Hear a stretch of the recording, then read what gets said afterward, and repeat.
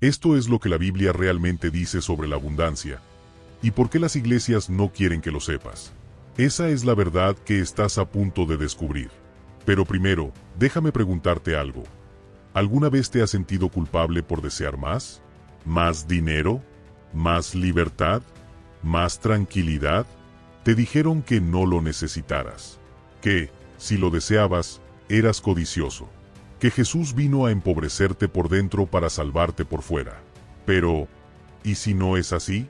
¿Y si todo lo que creías sobre la riqueza y la Biblia ha sido incompleto? La palabra abundancia aparece más de 70 veces en distintas traducciones de la Biblia.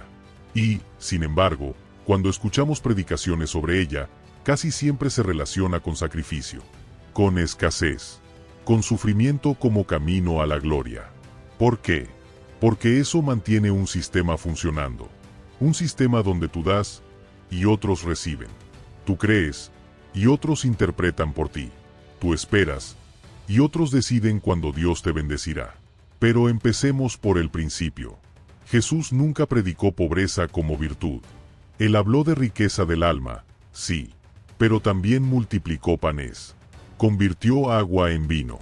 Y le dijo a Pedro que el pescador no solo iba a salvar almas, sino también a pescar en abundancia. Entonces, ¿por qué se omite esa parte?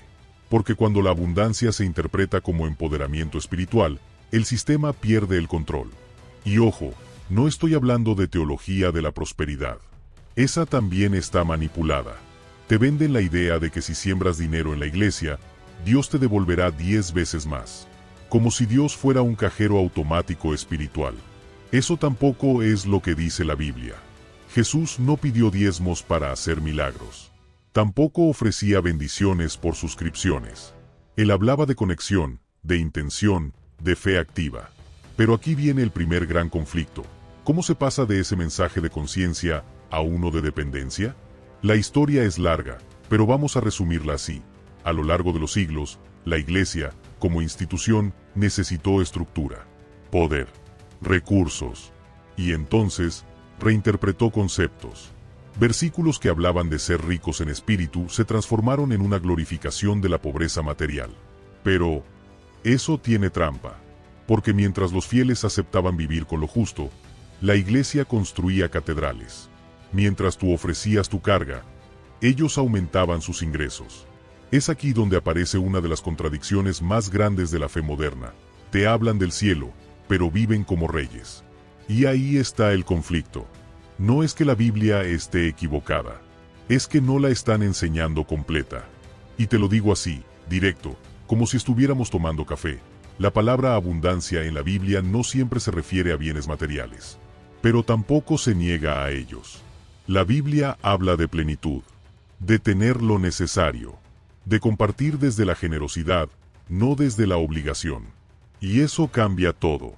Porque si entiendes que la abundancia espiritual incluye tener paz con tus decisiones, recursos para vivir bien y la libertad de elegir tu camino, ya no necesitas intermediarios que te digan si estás bendecido o no. Pero claro, esto no se enseña así. ¿Sabes por qué? Porque si todos entendieran que pueden ser abundantes sin estar sometidos, las iglesias vacías no serían un misterio. Jesús nunca fundó templos de oro, nunca pidió títulos, y mucho menos exigió diezmos como garantía de fe. Él lo dijo claro: he venido para que tengan vida, y la tengan en abundancia. No vida mínima, no vida limitada, vida abundante. Entonces, ¿por qué tantos líderes hoy predican escasez?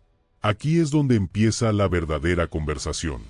Porque cuando lees la Biblia sin miedo, sin filtros, descubres que la abundancia es un estado del ser, no un salario, no una limosna divina, un estado interno de certeza, propósito y suficiencia. Y eso, amigo, amiga, no se vende en libros ni se encuentra solo en bancas de madera. Y mira este pasaje. En Lucas 6:38 dice: dad, y se os dará, medida buena, apretada, remecida y rebosando darán en vuestro regazo. Eso no es pobreza. Eso es plenitud. Eso es energía de reciprocidad. Dar y recibir. Pero no desde la culpa. No como un contrato, sino como un flujo espiritual que no se interrumpe con miedo ni control. Y otro ejemplo. En Deuteronomio 28, Cuando se habla de las bendiciones de la obediencia, se menciona abundancia en los campos, en los graneros, en los hijos, en el ganado. ¿Por qué esa imagen de fertilidad y expansión ha sido sustituida por una narrativa de no pidas más, solo acepta lo que hay? Porque una mente empoderada cuestiona, y una fe viva no se conforma. ¿Y qué me dices del Salmo 23? Nada me faltará. ¿Qué es eso sino una afirmación de plenitud? No se trata solo de sobrevivir. Se trata de vivir en confianza, en flujo, en seguridad espiritual. Cuando dices nada me faltará, no estás diciendo aceptaré lo que sea. Estás reconociendo una abundancia interna que no depende de lo que otros digan que mereces. Pero esta reinterpretación molesta, porque va en contra de estructuras, de jerarquías, de discursos que te hacen sentir insuficiente para mantenerte fiel. Y aquí viene el giro. ¿Qué pasaría si la verdadera iglesia estuviera dentro de ti? No allá, en un edificio, sino aquí, donde nadie puede manipular tu conexión. Es incómodo, lo sé. Cuestiona todo lo que te enseñaron, todo lo que repites sin darte cuenta. Pero también es liberador, porque por fin puedes leer esos textos sagrados con nuevos ojos. No para buscar castigo, sino conciencia. Y no olvides algo más. Jesús fue directo al templo a volcar las mesas de los cambistas. No porque el dinero fuera malo, sino porque lo habían sacado de contexto. Porque habían transformado la espiritualidad en mercado.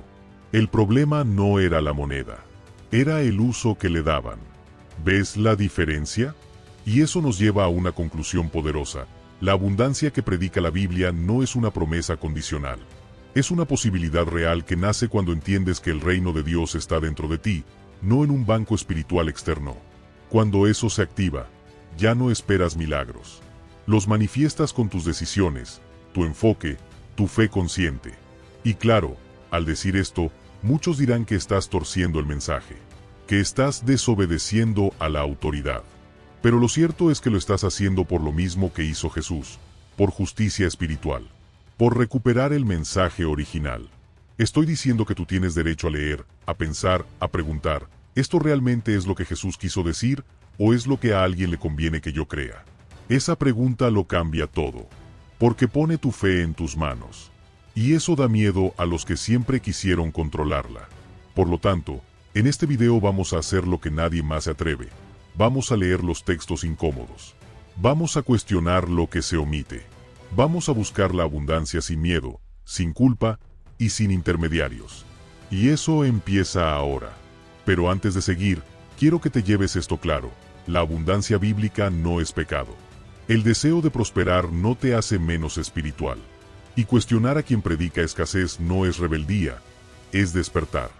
Ahora vamos a lo profundo. ¿Dónde y cómo la Biblia habla de esta abundancia? ¿Qué versículos han sido malinterpretados? ¿Y cómo se transforma tu vida cuando entiendes esto? Y aquí es donde esto se pone aún más profundo. Porque una cosa es hablar de abundancia como concepto espiritual, y otra muy distinta es aplicarlo a tu vida diaria, a tu forma de trabajar, a cómo decides tus relaciones, a cómo manejas tu tiempo, y sí, también a cómo usas el dinero. Porque si tienes culpa cada vez que ganas, cada vez que cobras lo justo, cada vez que inviertes en ti, entonces no estás viviendo en abundancia. Estás sobreviviendo con miedo espiritual. ¿Y quién se beneficia de ese miedo? ¿Quién gana cuando tú crees que el sacrificio constante es tu única vía para ser aceptado por Dios? Exacto. Quien predica que tú debes dar hasta lo que no tienes, mientras ellos viven sin límites. Y no es resentimiento, es observación. Es una pregunta válida. ¿De dónde viene esa doctrina? ¿De Jesús o de la administración moderna del púlpito? Jesús dijo, por sus frutos los conoceréis. No por sus discursos, no por su teología, por sus frutos. ¿Y cuáles son los frutos del mensaje de escasez? Gente agotada, endeudada, espiritualmente dependiente, con miedo a pedir, con vergüenza de querer más. Eso no es fruto del espíritu, eso es fruto de control. Ahora imagina lo contrario. Una comunidad que entiende que abundancia no es opulencia, es equilibrio, es vivir con dignidad, con propósito, donde nadie es más santo por tener menos. donde el éxito no es pecado, donde prosperar es visto como parte del plan, no como traición a la fe. ¿Te imaginas el poder de eso? Por lo tanto, este video no es solo una crítica, es una invitación a que leas con otros ojos, a que cuestiones sin miedo, a que recuerdes que si Jesús liberaba, es porque no vino a encadenarte a ideas que te empequeñecen. Él vino a expandirte. Y eso, amigo, amiga, eso es abundancia real. Entonces, ¿dónde está exactamente esa abundancia en la Biblia? ¿Qué textos se han malinterpretado? ¿Y cuáles han sido simplemente ignorados? Vamos directo al grano.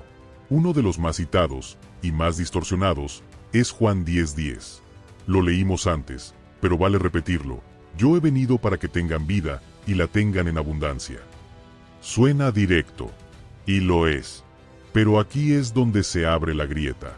Algunos te dicen que esa vida abundante es solo interior, emocional, espiritual. Otros la convierten en fórmula para el éxito económico. Pero, ¿y si fuera ambas? Porque si estudias el contexto, Jesús contrasta su mensaje con el del ladrón que viene a robar, matar y destruir. Él no vino a empobrecerte. Vino a devolverte algo que ya era tuyo por diseño, plenitud. Y plenitud no es minimalismo forzado. Es equilibrio divino. Es la capacidad de crear, de recibir, de compartir, sin miedo. Mira también 3 Juan 1:2. Amado, deseo que seas prosperado en todas las cosas, y que tengas salud, así como prospera tu alma en todas las cosas. No algunas. No solo en lo invisible. En todo. Pero este versículo rara vez se predica. ¿Por qué? Porque empodera. Y cuando el creyente se siente empoderado, se vuelve libre. Y si se vuelve libre, no necesita depender ciegamente.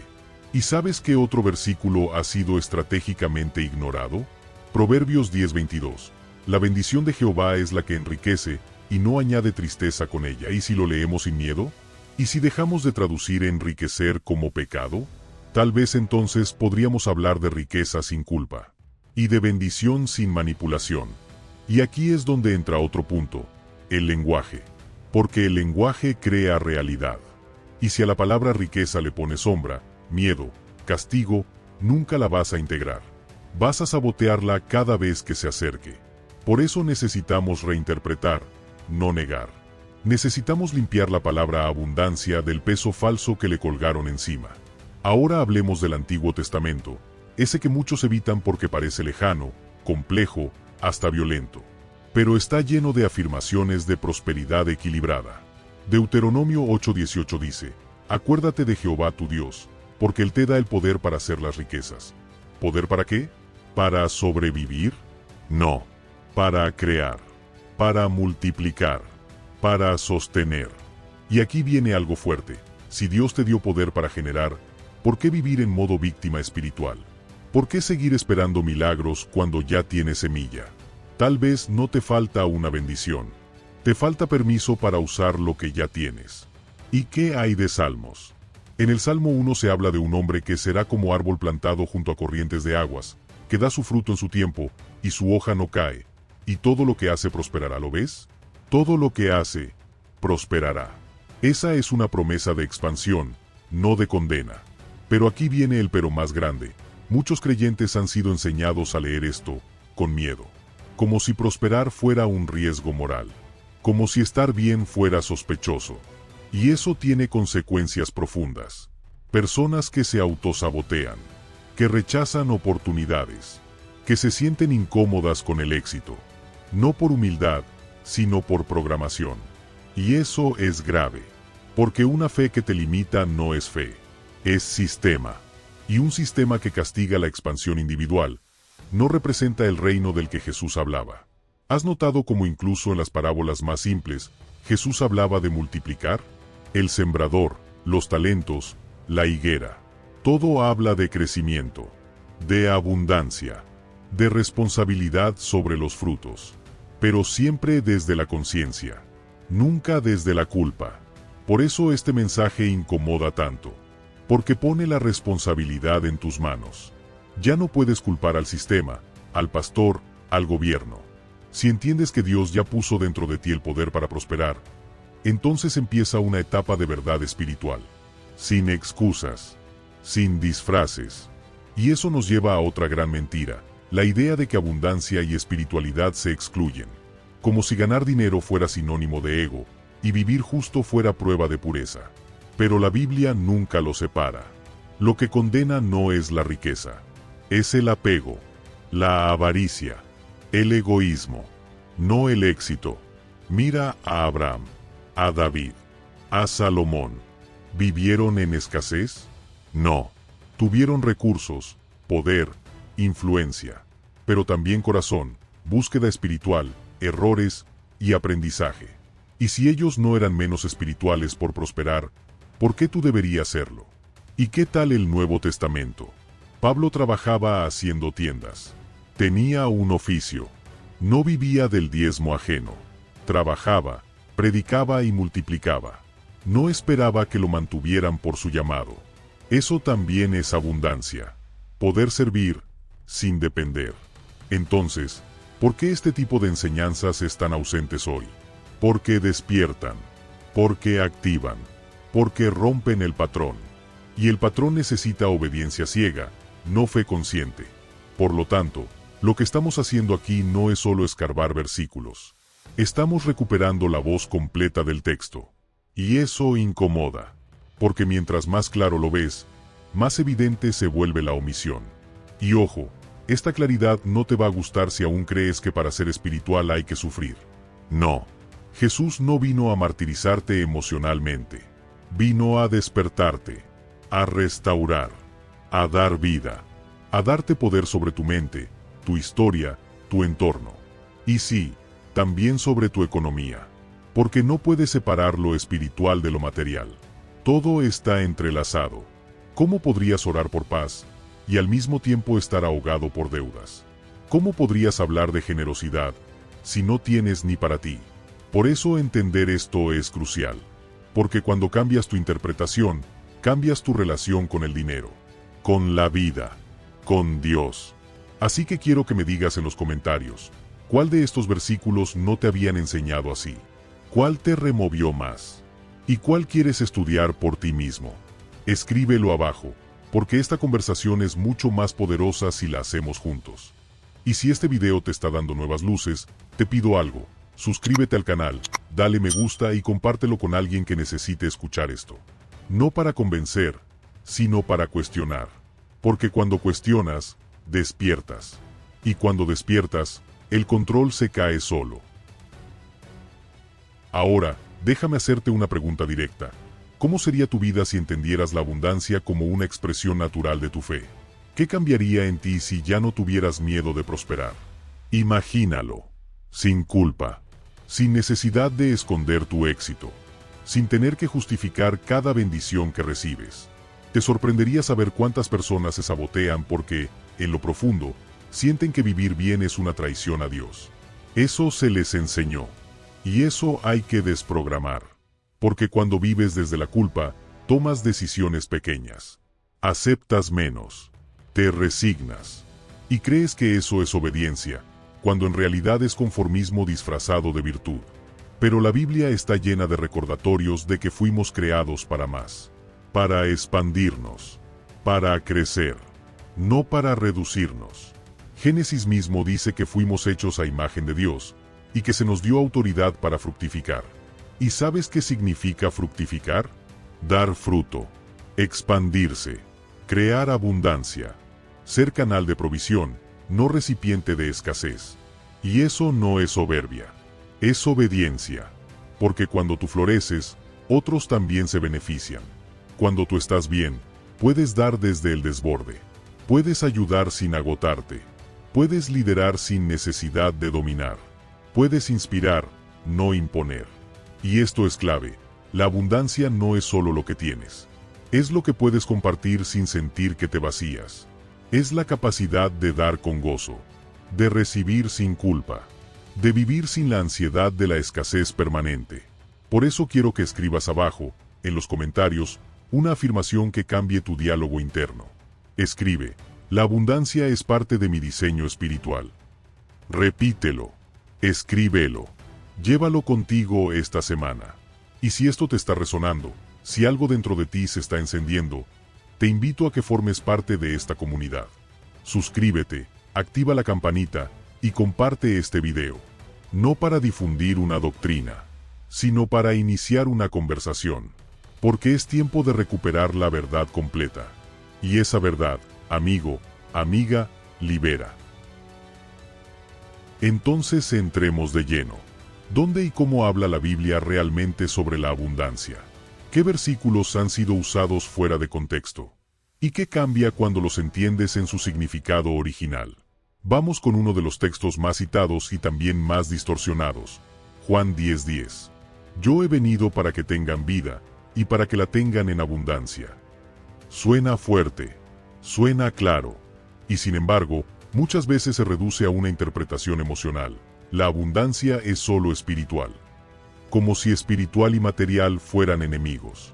Pero si miras el texto completo, Jesús está hablando en contraposición a los falsos pastores, a los que vienen a robar, matar y destruir. Él no está haciendo una analogía poética, está haciendo una denuncia. Y la abundancia que promete no se limita a sentirte mejor por dentro. Es una promesa de vida en plenitud. Vida que no es mutilada por el miedo. Vida que no se somete a la culpa como forma de obediencia.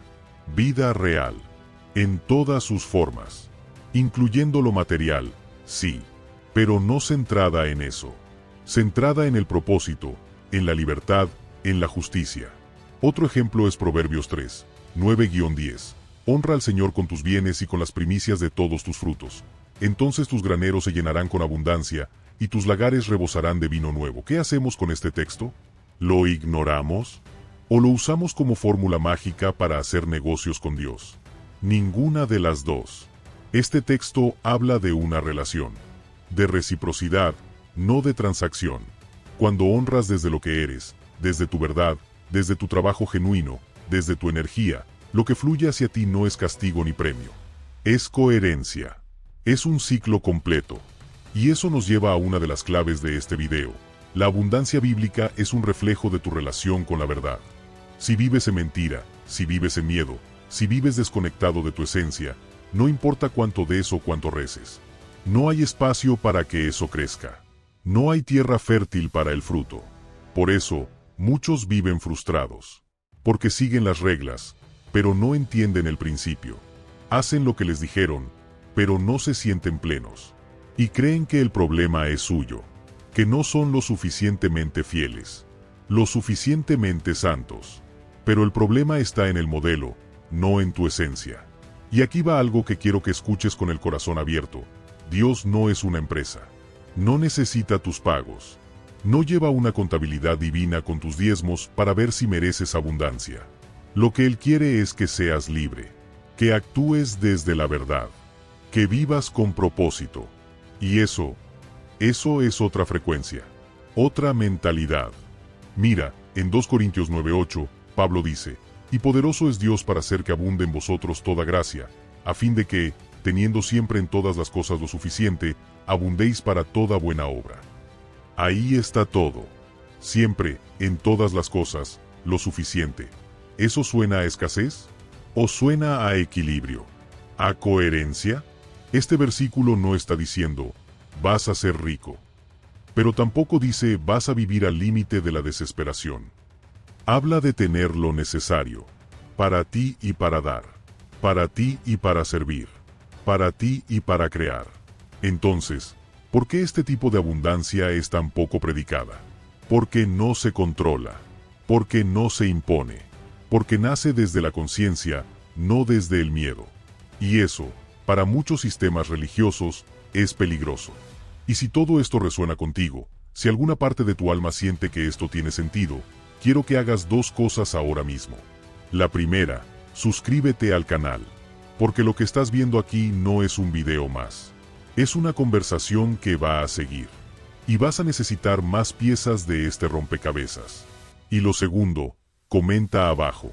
Escribe lo que piensas, lo que sientes, incluso si no estás de acuerdo. Este espacio es para pensar juntos, para cuestionar juntos. Porque esa es la fe madura, la que no teme a las preguntas, la que no se cierra por miedo, sino que se abre por amor a la verdad. Sigamos con los textos.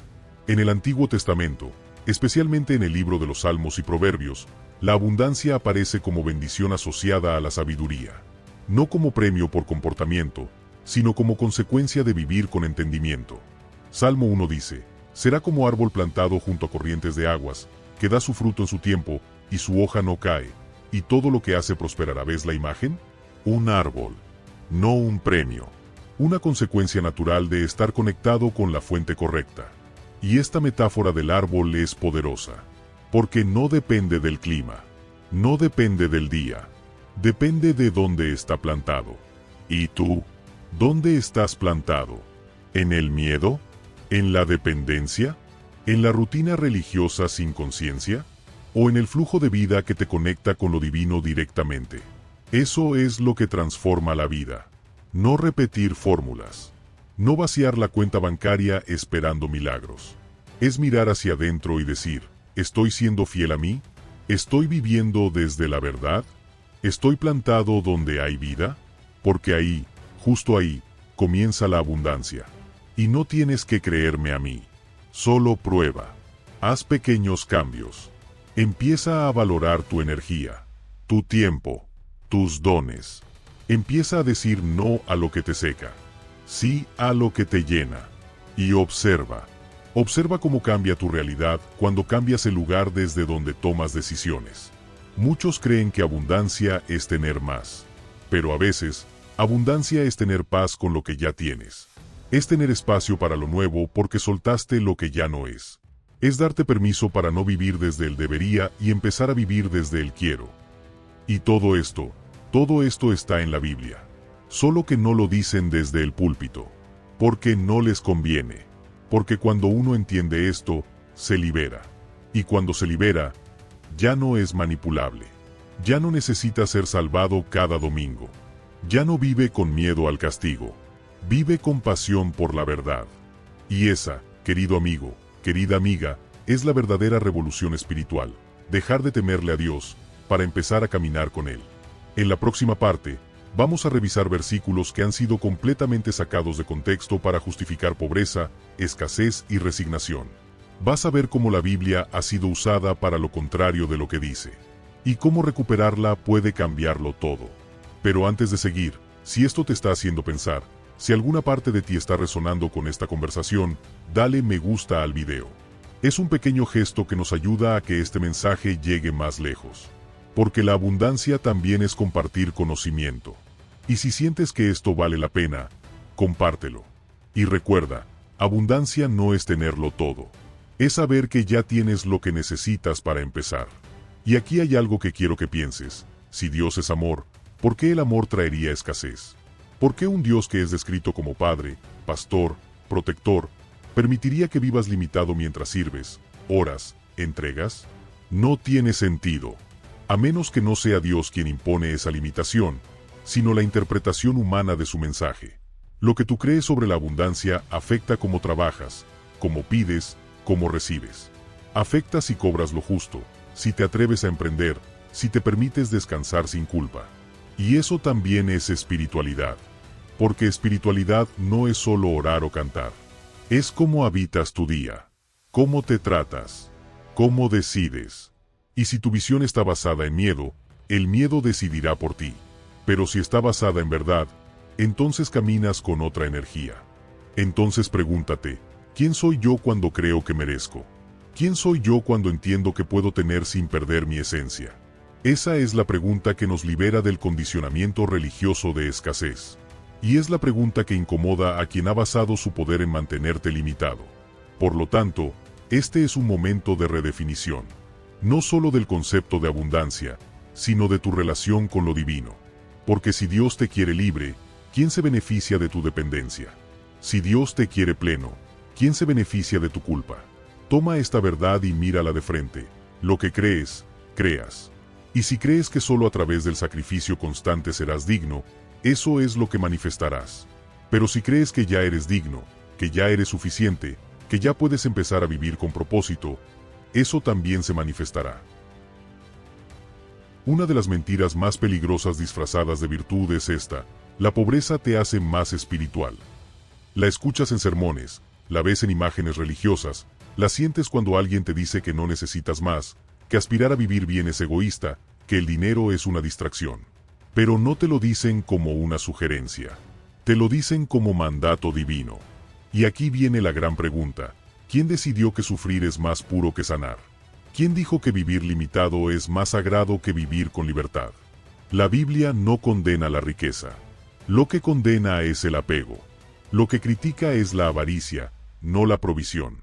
Jesús no reprendió a los ricos por tener, sino por olvidar, por usar su riqueza como escudo y no como herramienta. Y para que lo veas más claro, déjame contarte una historia. Es una historia real. La historia de Andrés. Andrés creció en una familia profundamente religiosa. Su padre era pastor. Su madre, líder del ministerio de oración. Desde pequeño, le enseñaron que desear dinero era pecado, que vivir con lo justo era una prueba de fe, que los verdaderos cristianos no aspiraban a riquezas, sino a tesoros en el cielo. Y Andrés lo creyó. Se dedicó a servir, a ayudar, a dar, pero nunca a recibir, porque cada vez que lo intentaba, la culpa lo devoraba. Tenía talento, era creativo, podía emprender, pero algo dentro de él lo detenía. Esa voz que decía: eso no es de Dios. Pasaron los años. Andrés tenía 3 trabajos, vivía endeudado, cansado, frustrado, pero seguía orando, seguía sirviendo, seguía creyendo que todo eso algún día sería recompensado. Hasta que un día, colapsó. Literalmente, se desmayó de agotamiento en la iglesia. Ese fue su punto de quiebre. Ahí comenzó a cuestionar: ¿esto es lo que Dios quiere? ¿Esta constante renuncia? ¿Este desgaste? ¿Este vivir apagado? Y empezó a estudiar por su cuenta, a leer la Biblia sin los lentes que siempre le pusieron. Descubrió que Jesús hablaba de fruto, de multiplicación, de plenitud, que las mujeres que lo acompañaban financiaban su ministerio, que Dios no glorificaba la pobreza, sino la entrega, y que una vida entregada también podía ser una vida bien vivida. Hoy Andrés tiene su propio negocio. Vive con propósito. Da más que nunca, pero desde otro lugar. Ya no da para ser aceptado. Da porque se siente lleno. Y cada vez que alguien le dice: ¿no se supone que un cristiano debería ser humilde y vivir con lo justo?, él sonríe y responde: humilde no es igual a miserable. Porque esa es la clave. Humildad es reconocer que todo lo que tienes puede ser usado para el bien. No que debes vivir limitado para ser aprobado. Esa historia, la de Andrés, no es única. Es la historia de miles. Gente buena, fiel, entregada, que ha sido enseñada a tenerle miedo a su propia expansión. Y eso, querido amigo, querida amiga, no es fe. Es programación. Entonces volvamos a la Biblia. En Mateo 19:21, Jesús le dice al joven rico: si quieres ser perfecto, anda, vende lo que tienes y dalo a los pobres, y tendrás tesoro en el cielo, y ven y sígueme. Este versículo se ha usado por siglos para decir: ¿ves? Hay que ser pobre. Pero el punto no era la pobreza. Era el apego. Era el corazón del joven que no podía soltar su seguridad. Jesús no estaba haciendo campaña contra los bienes. Estaba invitando a confiar más allá de ellos. Y eso cambia todo. Porque no te está diciendo que abandones todo lo que tienes. Te está diciendo que no lo pongas por encima de tu conexión con lo eterno. Lo que Jesús pedía era disposición, no miseria. Y mira otro texto, 1 Timoteo 6:10. Porque raíz de todos los males es el amor al dinero. No el dinero, el amor al dinero, la idolatría, la falsa seguridad, el reemplazo de la fe por la codicia. El problema no es tener, es perderte por tener. Y eso es muy distinto. Pero si ese matiz no se enseña, entonces todo lo que aspira se vuelve sospechoso. Y ahí empieza el ciclo: deseas, te juzgas, reprimes. Y así, una parte de ti se apaga. No porque lo que deseas sea malo, sino porque alguien te enseñó que lo era. Y aquí va un pensamiento para romper ese ciclo. ¿Y si tu deseo de mejorar también fuera divino? ¿Y si ese impulso por crecer, por lograr, por transformar tu realidad, fuera parte del plan? Porque Dios no te dio dones para que los entierres en una caja de modestia falsa. Te los dio para que los multipliques, para que dejes huella, para que muestres al mundo lo que se puede hacer cuando uno vive desde la conciencia y no desde la culpa. Y si aún tienes dudas, piensa en la parábola de los talentos. A uno le dio 5, a otro 2, a otro 1. Y el que escondió el suyo por miedo fue el único reprendido. ¿Qué dice eso? Que multiplicar lo que tienes no solo es válido, es esperado. Pero eso no se predica. Porque un cristiano libre, pleno, abundante, ya no necesita salvadores externos. Se vuelve líder de su propia vida. Y eso incomoda. Entonces te lo digo así, claro, sin rodeos. Dios no quiere que sufras para demostrarle lealtad. No necesita verte mal para saber que crees. Lo que quiere es verte consciente, presente, responsable de tu poder. Y si algo de esto te está haciendo pensar, comenta abajo. Comparte tu historia. ¿Te han hecho sentir que desear más es pecado? ¿Te enseñaron que vivir con poco es la única forma de ser espiritual? Te leo. Porque en los comentarios es donde más verdad aparece. Donde nos quitamos las máscaras. Donde hablamos sin filtro. Y si aún no lo has hecho, suscríbete. Esta conversación no termina aquí. Vamos a seguir rompiendo estructuras, desbloqueando verdades, diciendo lo que nadie más se atreve a decir. Por lo tanto, deja de esconder tu luz para complacer sistemas que se alimentan de tu miedo. Empieza a vivir desde la verdad, desde el equilibrio, desde la confianza de que sí, puedes tener, puedes ser, puedes prosperar, y aún así, ser profundamente espiritual. Y si quieres una prueba más de que el problema nunca fue el tener, sino el corazón con el que se tiene, mira a Job. Job era inmensamente próspero. Tenía tierras, ganado, familia, salud, todo. Y cuando lo pierde todo, lo que Dios valora no es su pobreza, sino su fidelidad. No le dice, bien hecho, ahora eres pobre, así te quiero. Al contrario, después de todo su proceso, ¿qué hace Dios? Le devuelve el doble, no solo en alma, también en bienes, porque lo material no era el enemigo, era parte del todo, de su restauración. Y si aún sientes que esto desafía todo lo que te enseñaron, está bien. Estás reprogramando tu fe, estás cuestionando lo que te dijeron que nunca se debía tocar. Pero eso es madurez, eso es crecer. Porque una fe que no permite preguntas, no es fe, es control.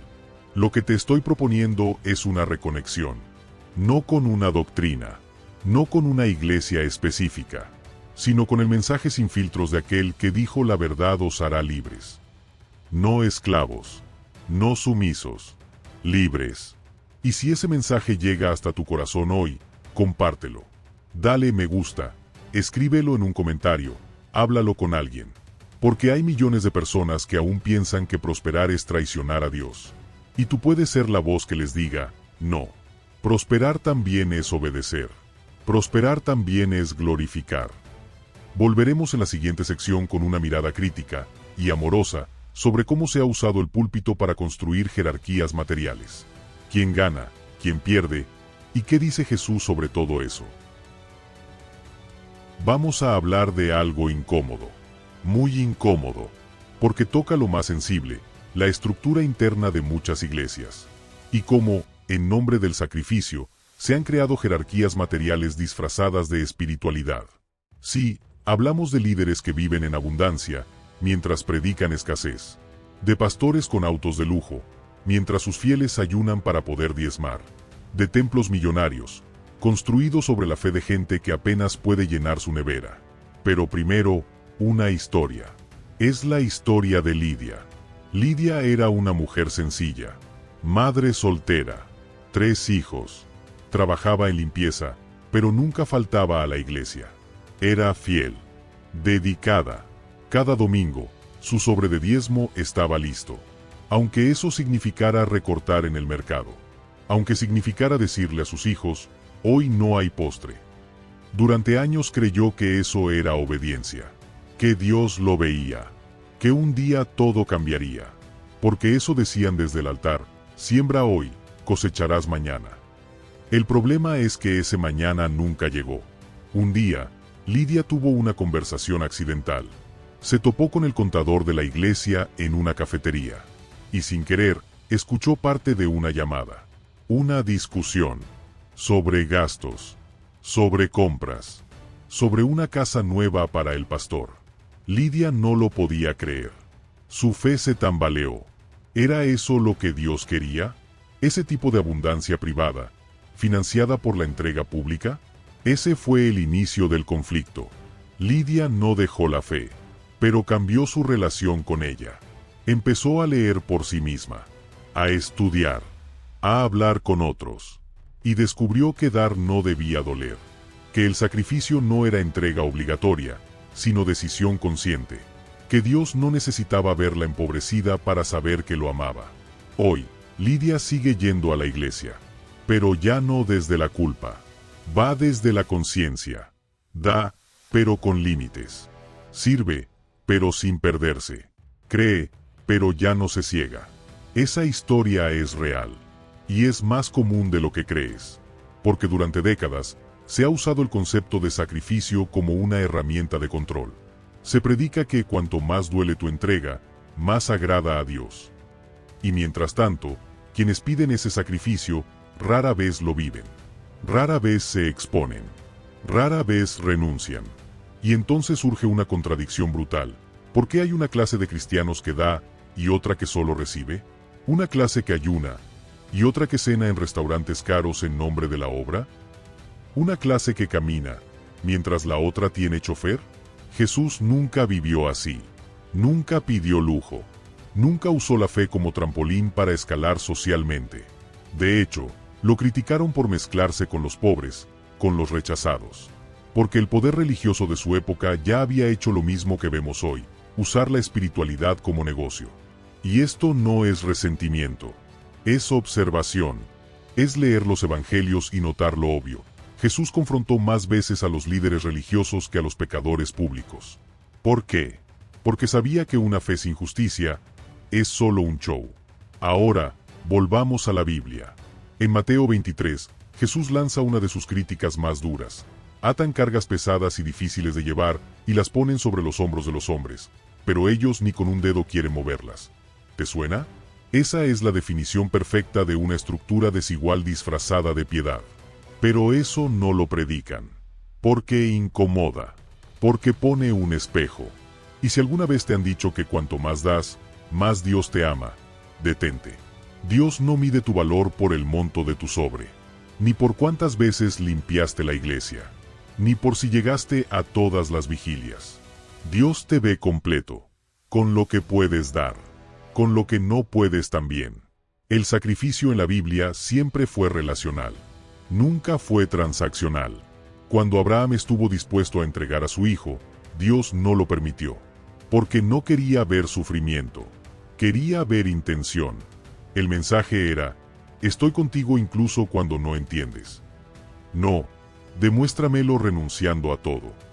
Y si tú has vivido con ese nudo en el pecho, con esa sensación de si no doy, no soy buen creyente, te digo esto desde el corazón: ya diste suficiente. Ahora te toca vivir, respirar, disfrutar. Eso también es sagrado. Y sí, claro que dar es hermoso. Claro que apoyar causas nobles tiene sentido. Pero nunca desde la presión, nunca desde el chantaje emocional, nunca desde el miedo a que Dios te quite lo poco que tienes si no obedeces al líder. Porque el líder es humano, no es Dios. Y esta parte molesta, esta parte incomoda, porque cuestiona privilegios, pero es necesaria. Porque si no lo hablamos, miles seguirán entregando hasta el alma, mientras otros se benefician de ese sacrificio. Y eso, sinceramente, no es fe, es abuso. Por eso, esta sección es un llamado, no a la rebelión, sino a la conciencia, a mirar con ojos limpios, a darte cuenta de que no estás siendo menos espiritual por poner límites. Al contrario, estás honrando a Dios al cuidar tu energía. tu salud, tu bienestar. Y si esto te toca, si alguna parte de ti se sintió vista en esta historia, cuéntalo en los comentarios. Escríbelo, compártelo, porque hay muchas Lidia allá afuera. Personas que han dado todo sin saber que podían cuestionar. Y quizás tú eres quien les va a abrir los ojos. También, si aún no lo has hecho, suscríbete. Este canal no está aquí para repetir lo mismo de siempre. Estamos construyendo algo diferente. Y tú formas parte. Dale me gusta. Comparte esto con alguien que lo necesite. Porque abrir los ojos no es fácil, pero es el primer paso hacia la verdadera libertad espiritual. Y quiero que pienses en esto. ¿Qué mensaje se le da a un niño que ve a su madre entregar todo el dinero del mercado para el diezmo y luego comer arroz solo durante 3 días? ¿Qué imagen de Dios se construye en su mente? Una figura que castiga si no entregas lo último. Un poder que exige pobreza para dar aprobación. Ese no es el Dios de Jesús. Ese no es el Padre del Hijo pródigo. Aquel lo recibe con fiesta, no con condiciones. Lo viste, no lo despoja. Lo abraza, no lo examina por su historial. Ese es el verdadero mensaje. Uno de retorno, de restauración, de gracia. Y si de verdad Dios quisiera verte sin nada para darte su amor, ¿qué clase de amor sería ese? ¿Qué padre se siente más cerca de su hijo cuando lo ve con hambre? La teología del sacrificio mal entendida ha lastimado a millones. Ha provocado generaciones que asocian escasez con santidad. Y eso ha paralizado sueños. Ha aplastado talentos. Ha enterrado vocaciones enteras por miedo a parecer ambicioso. Por eso esto importa tanto. Porque al liberar este concepto, liberas también tu potencial, tu energía, tu capacidad de construir algo sin sentir que le estás fallando a Dios. Y si conoces a alguien que aún vive desde esa creencia de que darlo todo es el único camino, compártele este video. Porque a veces, la verdadera ofrenda no es tu dinero, es tu conciencia despierta. Hay un versículo, uno que ha sido repetido, memorizado, grabado en paredes, predicado en campañas y usado como herramienta de control. Uno que ha sido interpretado tantas veces de la misma forma que ya nadie se detiene a preguntar, ¿eso fue realmente lo que quiso decir Jesús? Ese versículo es Romanos 13:1. Sométase toda persona a las autoridades superiores, porque no hay autoridad sino de parte de Dios, y las que existen, por Dios han sido establecidas. Y ahí comienza el problema, porque cuando lo repites fuera de contexto, se convierte en una excusa, para justificar dictaduras, para callar abusos, para mantener estructuras donde la autoridad nunca se cuestiona, sin importar lo que haga. Y ese nunca fue el espíritu del Evangelio. Pero antes de entrar a fondo, escucha esta historia. Es la historia de Camila. Camila tenía 19 años. Inteligente, creativa, con una fe profunda. Llegó a una iglesia local buscando comunidad. Al principio, todo era hermoso. El mensaje, la música, la calidez. Pero con el tiempo, comenzó a notar cosas. Preguntas que no se podían hacer. Límites que no se podían cruzar. Un liderazgo que no permitía disenso. Un día, Camila se acercó al pastor después del servicio y le preguntó, ¿por qué siempre se habla de obedecer, pero nunca de discernir? Él la miró fijo. No respondió con argumentos. Citó Romanos 13:1. Luego le dijo, cuestionar la autoridad es rebelión contra Dios. Camila sintió un nudo en el estómago. Algo no cuadraba. Todo su ser quería entender. Pero todo a su alrededor le decía, cállate, sométete, sigue. Ese fue el inicio del conflicto. Pasó meses en silencio, pensando, orando, sintiendo que su deseo de entender era, de alguna forma, pecado. Hasta que un día encontró un texto de Dietrich Bonhoeffer, un teólogo que luchó contra el nazismo. Decía, el silencio frente al mal es en sí mismo mal. Y ahí lo entendió. Cuestionar no era rebelarse contra Dios. Era rebelarse contra la distorsión del mensaje de Dios. Camila dejó esa iglesia, pero no dejó su fe. Al contrario, la profundizó. Empezó a estudiar historia bíblica, contexto, idioma original, y descubrió que Romanos 13 no era una orden ciega. Era una exhortación en un contexto político específico, en un momento en que la persecución era real. No era una licencia para el abuso. Hoy, Camila lidera un espacio donde jóvenes estudian la Biblia con libertad, donde se enseña que la fe adulta no repite, examina, no teme, discierne. Y esa historia resume el corazón de esta sección. Porque cuando usamos la Biblia para callar preguntas, la estamos usando mal. Cuando citamos versículos para proteger estructuras corruptas, no estamos defendiendo la fe, estamos traicionándola. Romanos 13 fue escrito por Pablo, un hombre que pasó más tiempo en cárceles que en púlpitos. Un hombre que fue perseguido precisamente por desobedecer leyes injustas. Entonces, ¿crees que su intención era decir obedece siempre, pase lo que pase? Claro que no. Lo que Pablo estaba haciendo era algo más sutil. Estaba llamando a la sabiduría, a entender cuándo someterse y cuándo resistir. No estaba escribiendo una doctrina universal. Estaba dando una estrategia de supervivencia para una iglesia naciente bajo el Imperio Romano. Pero claro, eso no se enseña. Porque es más conveniente repetir toda autoridad viene de Dios sin contexto. Porque eso mantiene las cosas quietas, controladas. Y eso nos lleva a una verdad incómoda. La Biblia ha sido utilizada, muchas veces, no para liberar, sino para oprimir. Y eso duele. Porque es el texto más hermoso, más profundo, más poderoso, reducido a herramienta de poder humano. Por eso, hoy más que nunca necesitamos una lectura consciente. Una lectura completa. Una lectura que no se quede en un solo versículo, sino que entienda el mensaje completo. Jesús no obedeció a los líderes religiosos de su tiempo. Los desafió. Los confrontó. Les dijo sepulcros blanqueados. Les dijo ustedes imponen cargas, pero no las tocan ni con un dedo. ¿Eso suena a sumisión ciega? Entonces, ¿por qué hoy se nos dice que la fe se demuestra con obediencia sin cuestionamientos? ¿Dónde quedó el discernimiento? ¿Dónde quedó la conciencia? Porque una iglesia donde no se puede preguntar, no es iglesia. Es otra cosa. Y si esto resuena contigo, si alguna vez te sentiste como Camila, pensando que tus preguntas te alejaban de Dios, déjame decirte algo. Tus preguntas pueden ser lo que más te acerque a Él. Porque Dios no le teme a las dudas honestas. Le teme a las mentiras que se repiten sin pensar. Comenta abajo si alguna vez escuchaste Romanos 13 para silenciar tu voz. Cuéntame cómo te hizo sentir. Este es un espacio seguro para desprogramar sin perder la fe. Para reconstruir desde la verdad. Y aquí va algo que no se dice lo suficiente. Obedecer no siempre es fidelidad. A veces, obedecer es miedo. A veces, es conformismo. A veces, es el resultado de haber sido castigado por cuestionar tantas veces, que ya ni lo intentas. Pero la Biblia está llena de personajes que desobedecieron sistemas para ser fieles a Dios. Moisés desobedeció a Faraón. Daniel desobedeció al rey. Pedro dijo, es necesario obedecer a Dios antes que a los hombres. Entonces, ¿por qué se nos enseña lo contrario? Porque cuando se interpreta mal la autoridad, se transforma en idolatría. Se venera al pastor más que al mensaje. Se protege la estructura más que al ser humano. Y cuando eso ocurre, ya no es espiritualidad. Es poder. ¿Y sabes qué es lo más peligroso?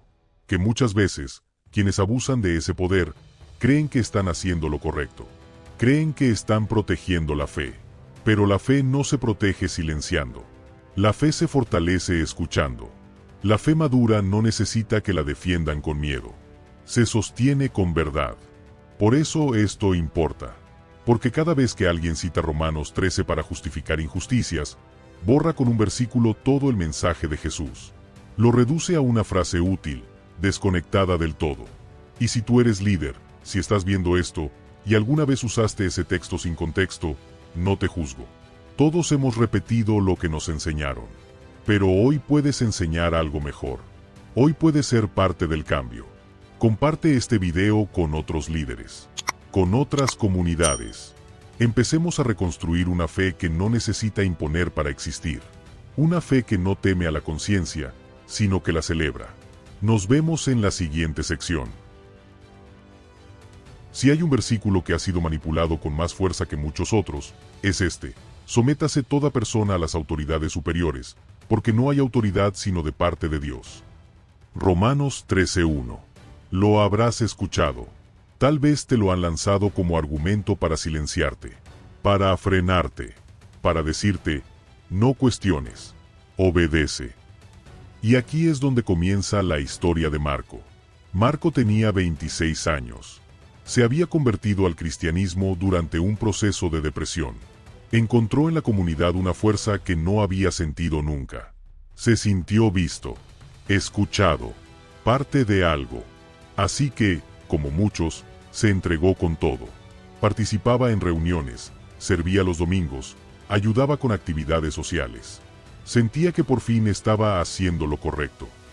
Pero un día, algo cambió. Un amigo suyo fue expulsado de la iglesia por cuestionar una decisión del pastor. No un pecado, no una falta grave. Solo una pregunta incómoda. ¿Por qué estamos gastando tanto en eventos y tan poco en las familias que están pasando hambre en nuestra comunidad? Al domingo siguiente, ya no le permitieron servir, ni hablar con los jóvenes. Le retiraron todo, sin diálogo, sin explicación. Marco estaba confundido. Preguntó en privado. Le dijeron, las decisiones pastorales no se cuestionan. Toda autoridad viene de Dios. Romanos 13. Así, directo, frío. Ese fue el inicio del conflicto.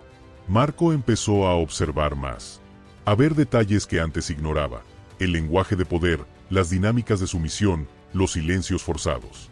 Pero también comenzó a leer, a estudiar. Descubrió que Romanos 13 fue escrito por Pablo, un hombre constantemente encarcelado, precisamente por desobedecer autoridades injustas. Entonces, ¿cómo es posible que se use ese texto para decirle a la gente que no puede cuestionar a un pastor? ¿Cómo pasamos de un evangelio liberador a una estructura que exige obediencia ciega? Marco se fue, se alejó. Por un tiempo pensó que había perdido su fe. Pero no era así. Había perdido la versión manipulada de su fe, no la fe real. Empezó a construir una relación directa con lo espiritual. Se reconectó con la Biblia desde el corazón, no desde el miedo. Y hoy, Marco no tiene iglesia, tiene voz. Acompaña a otros que también fueron silenciados. Les dice, cuestionar no es rebeldía, es madurez espiritual. Y lo vive cada día. Esa historia no es única. Es la historia de miles. Gente buena, entregada, que ha sido herida con versículos usados como látigos. Versículos como Romanos 13:1. Versículos que fuera de contexto, suenan a amenaza. ¿Y sabes qué es lo más duro? Que esa manipulación funciona porque se apoya en el miedo. Miedo a perder la salvación. Miedo a ser rechazado. Miedo a salirse de la cobertura espiritual. Todo eso se ha construido con una sola idea: obedece, aunque no entiendas. Pero eso no es evangelio. Eso es control. Jesús mismo rompió con las autoridades religiosas de su tiempo. No se cayó. No se acomodó. Les dijo en la cara, sepulcros blanqueados. Y no lo dijo con rabia. Lo dijo con claridad. Porque la verdad, cuando incomoda, sigue siendo verdad. Y volvamos a Pablo. Si Pablo hubiese creído que toda autoridad humana debía ser obedecida sin cuestionamiento, jamás habría predicado donde estaba prohibido. No habría enfrentado cárceles, azotes, rechazos. Pablo entendía que obedecer a Dios a veces implica desobedecer a los hombres. Entonces, ¿por qué seguimos usando ese texto como si fuera una orden para agachar la cabeza? Porque es útil. Porque en muchas iglesias, ese versículo sostiene el poder de pocos sobre muchos. Es más fácil tener fieles obedientes que creyentes conscientes. Más fácil mandar que formar conciencia. Pero eso no es fe verdadera. Eso es jerarquía. Y tú lo sabes. Lo has sentido. Esa incomodidad cuando algo no cuadra, pero nadie se atreve a decirlo. Ese silencio incómodo cuando alguien levanta la mano y el ambiente cambia. Eso no es reverencia. Es miedo disfrazado de espiritualidad. Pero hay otra forma. Una fe que permite la pregunta. Que celebra el pensamiento. Que entiende que Dios no se cae porque tú pienses distinto. Porque tu duda no lo amenaza. Lo honra. Porque si Dios es tan grande como decimos, ¿por qué le tememos tanto al pensamiento? Y si tú alguna vez te sentiste como Marco, como ese amigo suyo, como tantos que han sido callados en nombre de la obediencia, quiero que sepas esto: tu voz también es espiritual. Tu pregunta también es sagrada. Tu conciencia también viene de Dios. Y por eso estamos aquí. Para leer de nuevo. Para entender mejor. Para decir que Romanos 13 no fue escrito para silenciar a quienes cuestionan abusos dentro de la iglesia. Fue escrito para una comunidad perseguida, no para proteger pastores en tronos humanos. Así que si alguna vez te dijeron, no cuestiones, porque toda autoridad viene de Dios, tú puedes responder: también Jesús cuestionó. También Pablo resistió. También los profetas denunciaron. Y si este mensaje te está moviendo algo por dentro, comenta abajo. Cuéntame tu historia. ¿Te hicieron sentir culpable por preguntar? ¿Usaron versículos para hacerte dudar de tu conciencia? Este es tu espacio. Aquí nadie te calla. Y si aún no lo has hecho, suscríbete. Comparte este video. Porque lo que estamos haciendo juntos no es rebelión. Es restauración. No estamos dejando la fe. Estamos volviendo a ella, más limpia, más verdadera. Y dale me gusta si crees que más personas necesitan escuchar esto. Porque quizás están a una sola pregunta de su libertad espiritual. Por lo tanto, en la próxima parte hablaremos de un tema poderoso: cómo la abundancia puede convertirse no solo en un derecho, sino en una herramienta para levantar a otros. Vamos a hablar de propósito, de responsabilidad, y de por qué prosperar con conciencia es una forma de servir. Nos vemos en la próxima sección. Hasta ahora hemos desmontado muchas ideas equivocadas: que la pobreza es más espiritual, que el sacrificio constante es una prueba de fe, que no se debe cuestionar la autoridad religiosa. Pero hoy vamos a ir más allá. Hoy vamos a hablar de algo que la mayoría evita: la abundancia como una responsabilidad. Porque sí, es un derecho espiritual. Sí, es parte de tu diseño divino. Pero también es un encargo, un llamado. Porque cuando prosperas desde la conciencia, no solo cambias tu vida, cambias la de los demás. Y para entender esto, déjame contarte la historia de Julián. Julián creció con escasez. Su familia vivía en un barrio humilde, rodeados de necesidad. Desde pequeño, le enseñaron que Dios proveerá, pero también que mejor no desees demasiado. Que el que mucho tiene, poco ora. Julián creció con miedo a querer más, con culpa por soñar grande. Pero tenía talento. Era hábil con las manos, creativo con los números. Y, lo más importante, tenía una fe auténtica, una conexión real con Dios. Con el tiempo, Julián comenzó un pequeño negocio de carpintería. Nada grande, un taller en su casa. Pero ponía tanto amor, tanta intención, que la gente regresaba y recomendaba. Y el taller creció. Y un día, lo invitaron a dar su testimonio en la iglesia. Lo que sucedió ahí fue el conflicto. Cuando subió al púlpito, emocionado, contando cómo había prosperado sin dejar sus principios, sin corromperse, sin robar, el ambiente cambió. Algunos aplaudieron, pero otros lo miraron raro. Ese mismo domingo, el pastor habló sobre el peligro del orgullo cuando prosperamos. Sin nombrarlo. Pero era claro. Julián se fue a casa confundido. ¿Había hecho mal? ¿Estaba traicionando a Dios por prosperar? ¿Su crecimiento molestaba a los que predicaban que solo a través del sufrimiento se llegaba al cielo? Pasaron días de lucha interna. Hasta que una noche, mientras leía la parábola de los talentos, algo hizo clic. Uno enterró el talento por miedo. Los otros lo multiplicaron. ¿Quién fue reprendido? El que escondió. ¿Quién fue bendecido? El que multiplicó. Ahí lo entendió. La prosperidad que nace del bien no se esconde. Se multiplica. Se comparte. Se expande. Desde entonces, Julián cambió su enfoque. Ya no pedía perdón por tener. Usaba lo que tenía para crear empleo, para enseñar oficios, para financiar becas, para apoyar causas que le importaban. Su negocio no era solo un ingreso, era una misión. Y esa es la lección. La verdadera abundancia no es acaparar, no es presumir, no es sentirte mejor que nadie.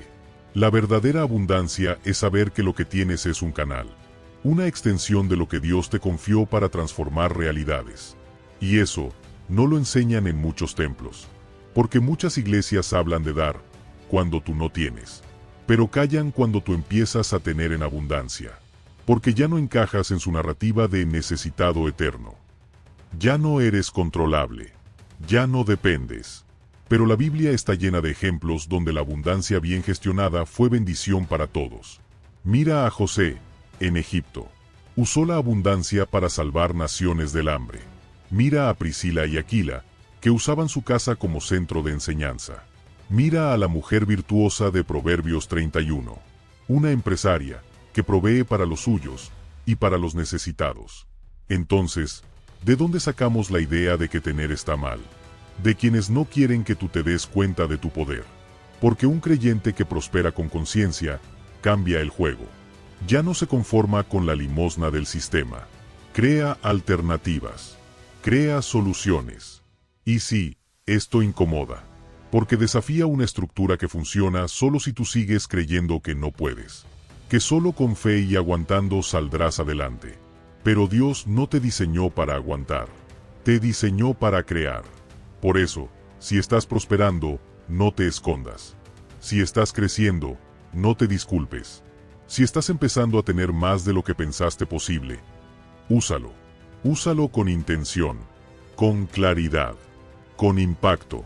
La abundancia consciente es un acto espiritual, porque lleva a la acción lo que la oración empieza. No necesitas tener millones para hacer la diferencia. Solo necesitas conciencia. A veces, una comida extra que compartes, una beca que financias, un empleo que das, un consejo que das a quien empieza. Todo eso es abundancia en acción. Y si tú eres de los que está empezando a ver los frutos de tu trabajo y sientes esa vocecita que dice, cuidado, te estás desviando, respira. Y recuerda esto, no es el tener lo que te aleja, es el olvidar para qué tienes. Así que úsalo bien. Y si aún no has llegado ahí, pero sueñas con eso, no te culpes. No te reprimas. No creas que tu deseo te hace menos espiritual. Quizás es Dios mismo sembrando propósito a través de tus anhelos. Por lo tanto, quiero invitarte a algo. Escribe en los comentarios, ¿qué harías si tuvieras más? ¿Qué causa apoyarías? ¿Qué cambiarías? ¿Qué construirías? Porque ahí empieza todo. En imaginarlo, en nombrarlo, en traerlo del espíritu a la acción. Y si este mensaje está resonando contigo, suscríbete, dale me gusta, comparte, porque necesitamos más voces que entiendan que prosperar no es alejarse de Dios, es manifestarlo con más fuerza. Y antes de cerrar esta parte, grábate esto, la verdadera humildad no es negarte lo bueno, es usar lo bueno para levantar a otros. Nos vemos en la siguiente sección, donde hablaremos de cómo romper el ciclo generacional de escasez espiritual y mental, para que la abundancia no sea solo una experiencia individual, sino un legado colectivo. Prepárate, porque lo que viene es transformación profunda. Cuando hablamos de abundancia, solemos pensar en dinero, en bienes, en oportunidades. Pero hay un tipo de escasez aún más profunda. Una que no se ve, pero que condiciona todo, la escasez mental y espiritual heredada. Esa forma silenciosa de limitación que se transmite de generación en generación como si fuera verdad absoluta. Y esa es la más difícil de romper. Porque no está escrita en libros ni impuesta con leyes. Está en frases, en gestos, en silencios. En lo que te dijeron cuando eras niño.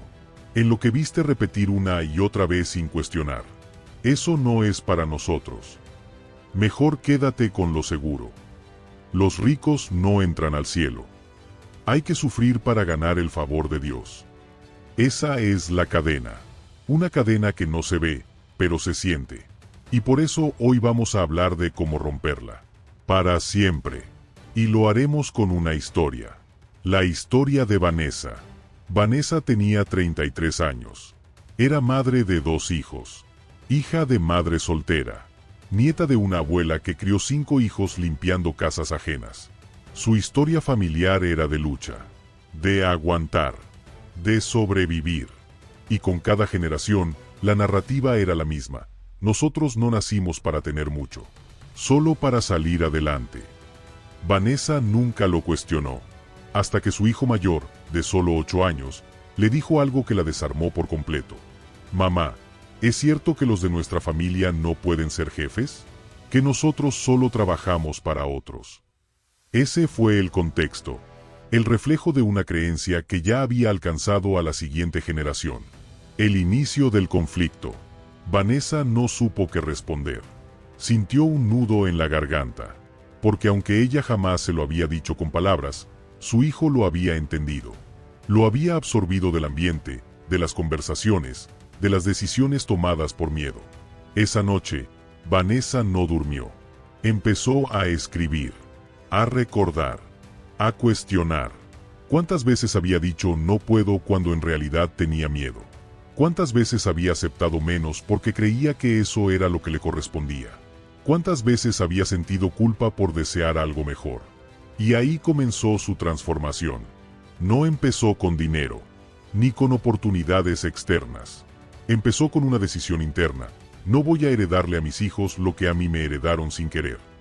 Empezó a leer, a estudiar, a orar con otra conciencia, a rodearse de gente que pensaba diferente. Gente que no veía la ambición como pecado, sino como llamado. Vanessa empezó a hablar distinto en casa, a celebrar los logros, a permitir el deseo, a decirle a sus hijos, no hay límites si lo haces con propósito. Comenzó un pequeño emprendimiento desde su cocina, y cuando lo compartió en su iglesia, hubo quienes la apoyaron y quienes la juzgaron. Una hermana le dijo, cuidado con el orgullo, hermana. Recuerda que la mujer virtuosa no se distrae con negocios.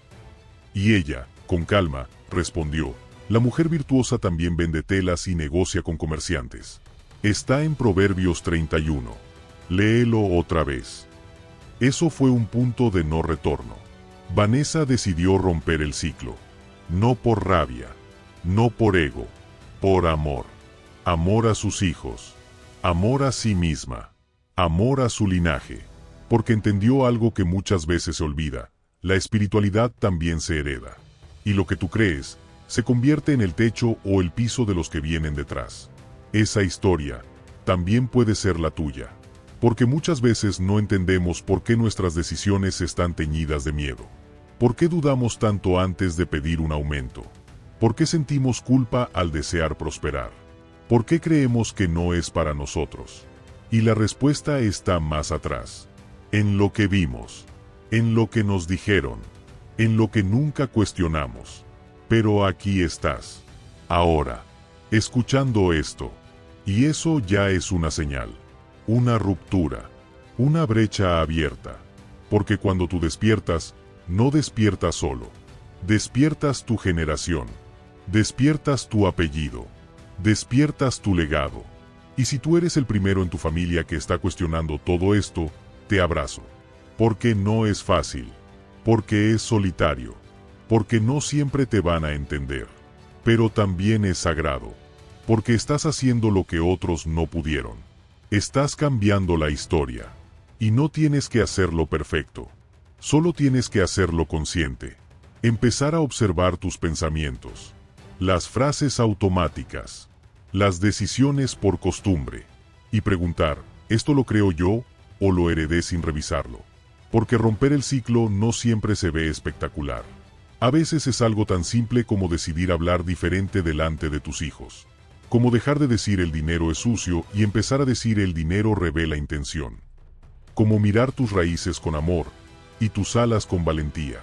Por eso hoy quiero invitarte a un pequeño acto de libertad. Escribe en los comentarios una creencia que heredaste y que hoy eliges soltar.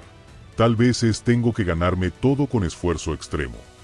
O no puedo confiar si me va bien. O Dios solo bendice a los humildes que no tienen nada. Escríbela y déjala ir. Y si este mensaje te está tocando el corazón, suscríbete. Porque esta serie no es solo para aprender. Es para liberarte. Y liberar a quienes vienen después de ti. Comparte este video con alguien que está empezando a despertar. A darse cuenta de que la fe no es resignación, es transformación. Porque cada alma que se libera, libera un árbol entero. Y antes de cerrar, déjame dejarte con esto. Romper un ciclo no es traicionar tu historia. Es honrarla de una forma nueva. Es tomar lo bueno y dejar lo que ya no sirve, para que el amor, no el miedo, sea lo que continúe. Nos vemos en la próxima sección, donde hablaremos de cómo construir una espiritualidad consciente, libre de manipulación y anclada en la verdad, el amor y el propósito. Prepárate, porque lo que viene, sana. Romper cadenas no siempre se trata de barrotes. A veces, las cadenas más fuertes son invisibles.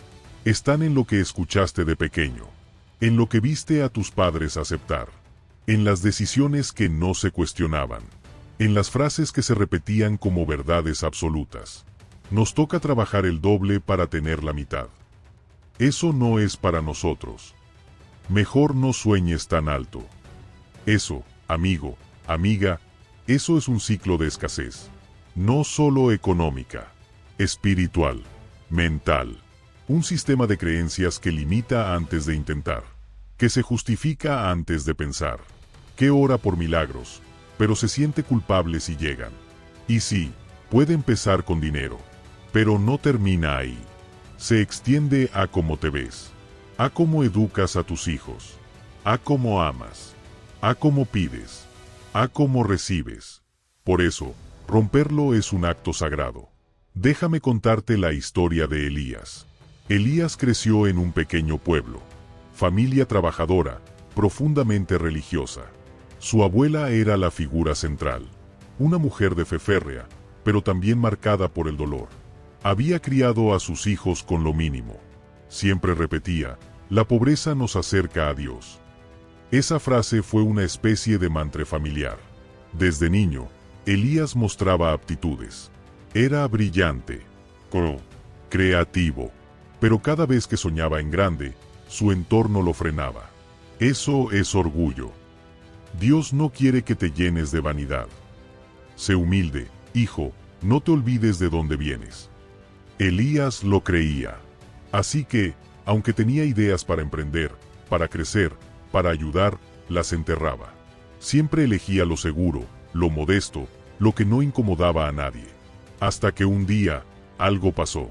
Su hija, con solo 7 años, le preguntó, «Papá, ¿por qué siempre dices que no podemos?» Esa pregunta lo rompió, porque lo dijo sin reclamo. Lo dijo con curiosidad, con inocencia, pero en esa voz infantil, escuchó a su niño interior. A todas las veces que él mismo se hizo esa pregunta y la respondió con miedo. Ese fue el inicio del conflicto. Elías no durmió esa noche. Recordó su vida, sus decisiones, su forma de hablar. Se dio cuenta de que había heredado un sistema. Y lo estaba transmitiendo. Involuntariamente, pero con fuerza. Lo más doloroso fue entender que la fe que amaba se había mezclado con miedo. Que la humildad se había confundido con resignación. Que el Dios en quien creía era generoso, pero él lo había transformado, sin querer, en juez de sus deseos. Y ahí comenzó su transformación. Empezó a leer la Biblia con nuevos ojos. A buscar los textos que hablaban de multiplicación, de expansión, de propósito. Se encontró con la historia de Caleb, quien a los 85 años todavía pedía montañas. Con la mujer de Proverbios 31, que negociaba y prosperaba. Con Jesús multiplicando panes, hablando de frutos en abundancia. Elías entendió que la abundancia no era pecado, que desear no era traición, que limitarse no era más santo, y decidió cambiar. No fue de un día para otro, no fue con fuegos artificiales, fue lento, intencional. Primero cambió su forma de hablar en casa, luego dejó su empleo seguro y empezó a trabajar en su propio proyecto, uno que llevaba años postergando. Al principio fue difícil, pero por primera vez sentía coherencia, sentía propósito. Su hija lo miraba distinto, ya no con dudas, con admiración. Y un día, mientras oraban juntos antes de dormir, ella dijo, «Gracias, Dios, porque mi papá ahora cree en los sueños». Ahí supo que había roto el ciclo, no porque tenía más, sino porque pensaba diferente, hablaba diferente, y por lo tanto, criaba diferente. Esa es la verdadera herencia. No lo que dejas en el banco, sino lo que dejas en la mente, en el corazón, en la espiritualidad de quienes siguen tu camino. Y tú puedes hacer lo mismo, porque romper un ciclo no es destruir tu historia, es sanarla, es tomar lo bueno y soltar lo que ya no te sirve. Es amar tu pasado sin convertirlo en condena. Y sí, puede ser incómodo, porque cuando tú decides pensar distinto, los demás no siempre entienden. Cuando empiezas a usar palabras como merecer, expansión, propósito, te miran raro, porque estás saliendo del molde. Pero es necesario, porque si tú no lo haces, alguien en tu línea familiar tendrá que hacerlo después. Tal vez tus hijos, tal vez tus nietos, o tal vez tú, ahora. Y no necesitas saberlo todo. Solo necesitas estar dispuesto, dispuesta a hacer preguntas, a observar tus pensamientos, a detectar esas creencias heredadas que ya no te representan. ¿Crees que Dios se molesta porque ahora quieres vivir con más paz, más libertad, más plenitud? ¿Crees que prosperar es pecado? ¿Crees que eres menos espiritual por querer salir de la escasez? Esas preguntas revelan tu punto de partida. Y desde aquí te invito a un ejercicio. Escribe en los comentarios, ¿qué frase heredaste que hoy eliges reemplazar? Tal vez era mejor pobre pero honrado. Y hoy eliges, puedo prosperar con integridad. O los sueños no pagan facturas, y ahora eliges, mis sueños son dignos de ingresos. Escríbela, porque nombrarlo, ya es sanarlo. Y si esta historia, esta sección, te está haciendo pensar distinto, suscríbete. No para seguirme a mí, sino para seguir construyendo esta comunidad que está despertando, que está transformando su fe en libertad, que no reniega de sus raíces, pero las riega con conciencia nueva. Dale me gusta.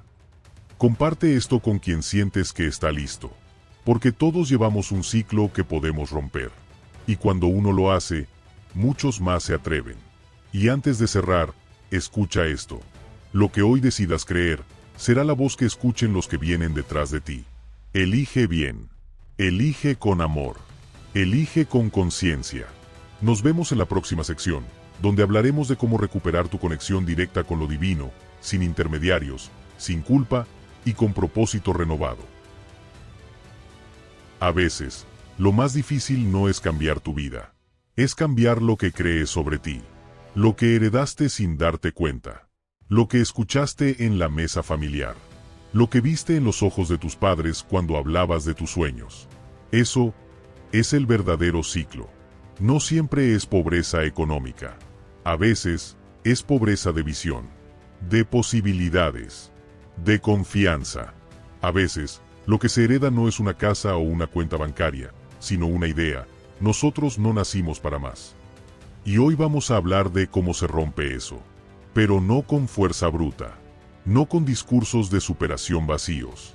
Se rompe con conciencia, con intención, con un basta que no grita, pero que marca un antes y un después.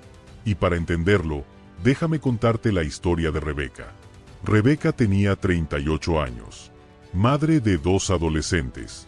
Trabajaba como maestra en una escuela pública. Su vida parecía estable, pero internamente vivía en una jaula invisible. No por falta de amor, no por falta de talento, por algo mucho más sutil, creencias heredadas. Su madre había sido una mujer fuerte, pero marcada por la necesidad. Siempre decía, agradece lo que tienes. Desear más es ser ambicioso. Su abuela decía, el que mucho quiere, mucho pierde. Rebeca creció creyendo que desear era peligroso, que apuntar alto era falta de humildad. Cada vez que soñaba con un nuevo proyecto, con un ascenso, con mudarse a un mejor barrio, algo dentro de ella la frenaba. ¿Y si pierdo todo? ¿Y si Dios me castiga por no estar conforme? Ese era el contexto. Una vida vivida a la defensiva, en la línea entre el deseo y la culpa. Y el conflicto estalló una tarde, durante una conversación con su hija. Mamá, ¿por qué siempre compras lo más barato aunque sabes que se rompe? Porque hay que ser responsables, hija. ¿Y no sería también responsable invertir en algo que dure? Rebeca se quedó callada. No por falta de respuesta, sino porque, en ese momento, Se escuchó a sí misma desde fuera. Y entendió, no era una decisión financiera. Era un reflejo mental. Era la voz de su madre, hablando a través de ella. Una creencia que se había colado hasta en los detalles más pequeños. Esa noche, Rebeca lloró. No de tristeza, de claridad. Entendió que no solo estaba viviendo desde el miedo, estaba educando desde él. Ahí empezó su proceso de resolución. No vendió todo. No renunció a su trabajo. Empezó con algo más poderoso, su forma de pensar, de hablar, de decidir. Dejó de decir no puedo y empezó a decir cómo puedo. Dejó de decir no es para nosotros y comenzó a decir ¿por qué no también para nosotros? Empezó a leer libros que antes creía demasiado optimistas. Se inscribió en un taller de educación financiera para mujeres. Aprendió sobre abundancia consciente, sobre propósito, sobre fe sin miedo. Un día, una colega le ofreció una oportunidad para coordinar un programa educativo. Más sueldo, más responsabilidad, más impacto. Antes, Rebeca habría dicho gracias, pero no estoy lista. Esta vez dijo, estoy lista para aprender. La transformación no fue instantánea, pero fue real. Sus hijos empezaron a verla distinta. No solo como su madre, sino como ejemplo. Ella no solo les decía que soñaran, les mostraba cómo se hace, con tropiezos, con valentía, con verdad. Un año después, en una actividad escolar, su hijo menor escribió una frase en una cartulina. Mi mamá me enseñó que se puede tener más, sin dejar de ser uno mismo. Esa fue la confirmación, no de que todo había cambiado, sino de que lo más importante había comenzado, el ciclo se estaba rompiendo. Y eso, amigo, amiga, también puede ser tu historia. Romper el ciclo no es abandonar tus raíces. Es replantarlas en tierra fértil. Es tomar lo que tus padres no pudieron sanar, y sanarlo tú. No desde el reproche, desde el amor. Porque muchas veces, ellos te dieron lo que tenían. Y lo que tenían, también era miedo. Pero tú estás en otro momento, con otras herramientas, con otra conciencia, y, sobre todo, con la oportunidad de decidir diferente. Y sé que no es fácil, porque cuando decides cambiar, no solo enfrentas tu voz interior, también enfrentas las voces externas, los comentarios, las miradas, el ¿y tú quién te crees?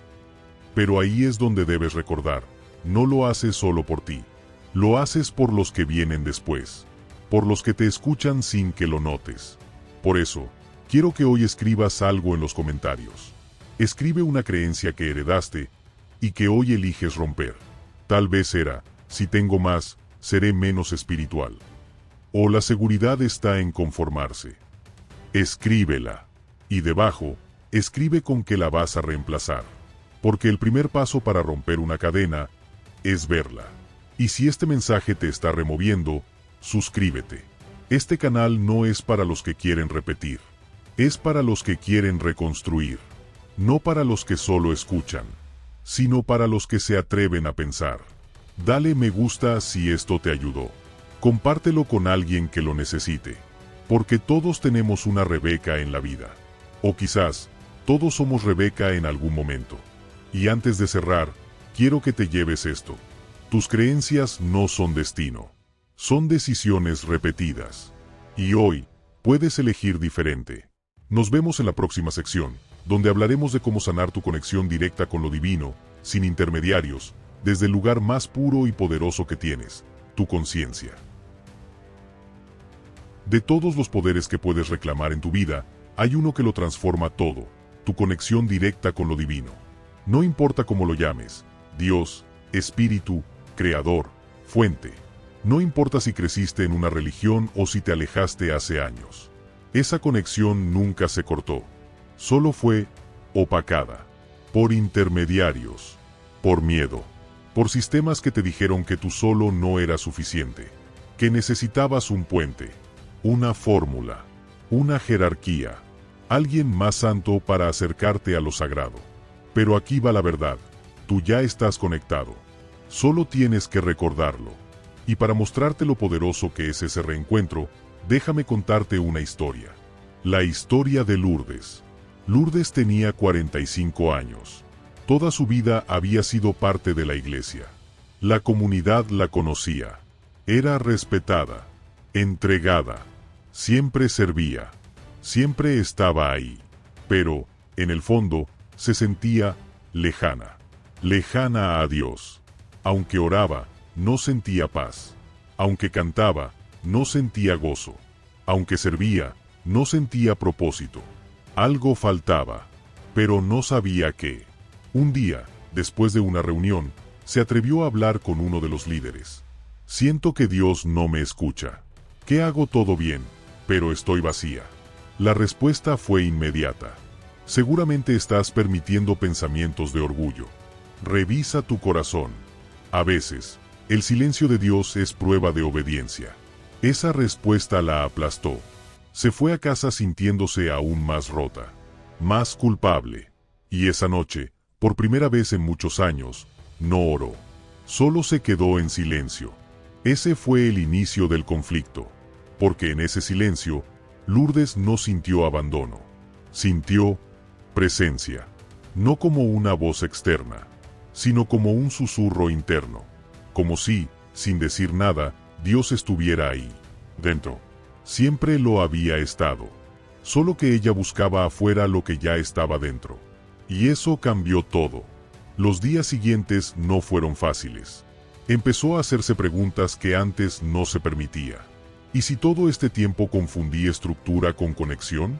¿Y si hice cosas por Dios que en realidad eran por aprobación? ¿Y si ya soy digna, solo por existir? Comenzó a caminar sola, a orar en silencio, a leer los evangelios con otros ojos, a escuchar más su intuición, su alma. Y ahí empezó la resolución. No dejó su fe, la depuró. No se fue de su comunidad, pero ahora ya no dependía de ella para sentirse cerca de Dios. Por primera vez en su vida, se sintió completa, en paz, no por lo que hacía, por lo que era. Hoy, Lourdes acompaña a otras mujeres que también crecieron pensando que Dios estaba allá arriba, inaccesible. Les dice, Él nunca se fue, solo te enseñaron a buscarlo demasiado lejos. Y esa historia, quizá, es también tu historia. Porque tal vez tú también has sentido culpa por no sentir a Dios como otros dicen sentirlo. Tal vez también te has preguntado por qué, si haces todo bien, sigues con esa sensación de desconexión. Y la respuesta no está en hacer más. Está en dejar de buscar afuera lo que solo se encuentra adentro. Jesús lo dijo, el reino de Dios está dentro de vosotros. No dijo en el templo, ni en el altar, ni en el que predica. Dentro de ti. Eso es conexión directa. Y no se vende, no se compra, no se hereda, se reconoce. Pero recuperar eso requiere un paso de valentía, desaprender. Desaprender la idea de que necesitas permiso para orar, que hay una fórmula correcta para hablar con Dios, que solo unos pocos pueden escuchar su voz. Desaprender la jerarquía, el miedo, la culpa, y reaprender el amor, la presencia, la confianza, porque la verdadera espiritualidad no es la que te separa de ti mismo, es la que te reconcilia contigo, la que te hace sentir que estás exactamente donde debes estar, aunque todo afuera parezca caos. Y tú tienes ese poder. No necesitas esperar el domingo. No necesitas que nadie bendiga tu búsqueda. Solo necesitas entrar, dentro, escuchar, reconocer. Y si te cuesta creer esto, está bien. Es parte del proceso. Pero solo observa, ¿cómo te sientes cuando oras sin miedo? Cuando no sigues un guión, sino que hablas con honestidad. Cuando caminas y agradeces sin esperar nada a cambio. Ahí estás en conexión. Y si lo has sentido alguna vez, ya sabes de lo que hablo. Es una certeza, no una teoría, no un dogma. Una certeza que te habita. Por eso quiero que hoy hagas algo. Escribe en los comentarios, ¿qué te dijeron sobre Dios que hoy ya no resuena contigo? ¿Y qué nueva verdad estás empezando a sentir? Escríbelo como afirmación, como oración, como declaración de libertad. Y si este mensaje te está haciendo mirar tu espiritualidad con otros ojos, suscríbete. Este espacio es para ti, para quienes están cansados de sentir que no hacen lo suficiente, para quienes están listos para sentir que ya son suficientes. Dale me gusta si esto conectó contigo. Compártelo con alguien que necesita recordar que no está solo, que no está lejos, que Dios no es distancia, es presencia. Y antes de cerrar, escucha esto. Tú no fuiste creado para buscar a Dios como si estuviera escondido. Fuiste creado para recordarlo, porque Él ya está contigo, desde siempre, en ti. Nos vemos en la próxima sección, donde hablaremos de cómo crear una vida espiritual basada en verdad, propósito y acción consciente. Una vida que no solo cree, sino que encarna la fe. Creer no es suficiente. Decir que tienes fe, tampoco. La verdadera espiritualidad no se mide por las veces que vas a la iglesia, ni por cuántos versículos sabes de memoria, ni por las palabras que usas. Se mide por una sola cosa, cómo vives lo que crees. Y eso es lo que vamos a hablar hoy, de cómo construir una vida espiritual que sea verdad, no fachada. Propósito, no obligación. Acción, no solo emoción. Porque si tu fe no transforma tus decisiones, tus hábitos, tu manera de tratar a otros, tu forma de vivir, entonces no es fe. Es rutina. Y para que veas lo que significa encarnar la espiritualidad, déjame contarte la historia de Mateo. Mateo tenía 41 años. Dueño de una pequeña empresa. Llevaba más de 15 años siendo parte activa de su comunidad cristiana. Enseñaba, oraba, ayudaba. Desde afuera, era el ejemplo de un hombre de fe. Pero por dentro, se sentía dividido. Amaba su trabajo, pero sentía culpa por prosperar. Amaba a su familia, pero se sentía hipócrita por enseñar cosas que él mismo no vivía con paz. Su espiritualidad se había vuelto una lista de deberes. Todo lo hacía porque así debía ser. Pero cada vez sentía menos conexión, menos propósito. El conflicto estalló un domingo. Después de predicar sobre amor al prójimo, salió del templo y discutió con su equipo de trabajo por un error mínimo. No levantó la voz, no insultó, pero su tono no tenía nada de amor. Esa noche, al mirarse al espejo, no pudo evitarlo. Se dijo en voz alta, ¿y si lo que predico no lo estoy viviendo? Ese fue el punto de quiebre. Mateo no dejó todo. No renunció a su fe, pero hizo algo mucho más radical. Empezó a alinear su espiritualidad con su vida real. Decidió que su relación con lo divino no iba a estar encerrada en un templo, ni limitada a los domingos. Cambió su rutina. Empezó cada día con una pregunta: ¿cómo puedo honrar a Dios hoy, con mis acciones? No con un discurso, con hechos, con decisiones coherentes, con palabras verdaderas, con un liderazgo que reflejara gracia, no miedo. Y todo comenzó a cambiar. Su equipo se sintió más valorado. Sus hijos notaron que su padre ya no les hablaba de fe, les mostraba fe con su presencia. Y Mateo, por primera vez en años, sintió paz. No porque hacía más, sino porque lo que hacía tenía sentido. Esa es la resolución. No es abandonar la fe, es encarnarla. No es saber más, es vivir mejor. Es entender que Dios no está esperando que seas perfecto, sino presente. Que no quiere discursos, sino transformación. Y eso, amigo, amiga, es espiritualidad consciente. No es solo creer que Dios provee. Es aprender a administrar lo que tienes con propósito. No es solo predicar amor. Es tratar al otro con respeto, incluso cuando estás cansado. No es solo orar. Es actuar conforme a lo que oras. No es solo dar. Es saber cuándo dar, cómo dar y por qué dar. Porque lo espiritual no es una parte de tu vida. Es tu forma de vivir. Y cuando haces ese cambio, todo se reorganiza. Tus relaciones, tus decisiones, incluso tu manera de ver los desafíos. Porque una persona conectada con su verdad espiritual no reacciona desde el miedo. Responde desde el propósito. Y sí, a veces fallas. A veces caes. A veces dudas. Pero no te quedas ahí. Porque sabes quién eres. Y sabes para qué estás. Por eso, Hoy quiero invitarte a algo muy simple, pero poderoso. Escribe en los comentarios, ¿qué decisión concreta vas a tomar esta semana para alinear tu espiritualidad con tu vida? Tal vez es hablar con más honestidad.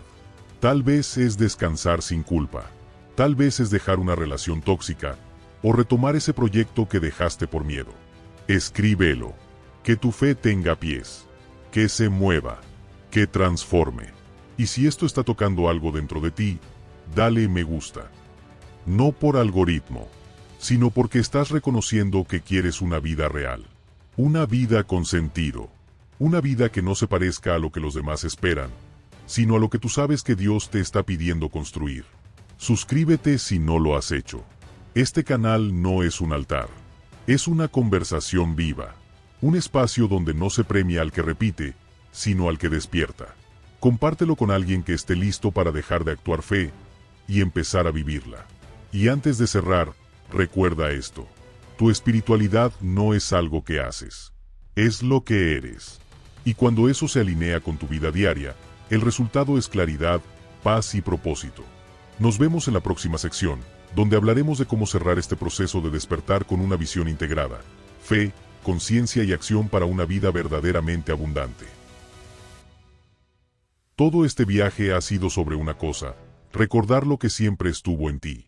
Tu derecho a la abundancia, tu libertad espiritual, tu conexión directa con Dios. Pero ahora viene lo más importante, integrarlo.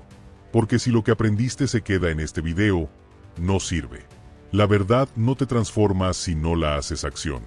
La fe no se completa si no se vuelve estilo de vida. Y para mostrarte cómo se ve una vida integrada, una vida donde fe, conciencia y acción caminan juntas, te contaré una última historia. Una historia que lo resume todo. La historia de Miriam. Miriam tenía 56 años. Había pasado su vida entera haciendo lo correcto. Siempre disponible. Siempre dando.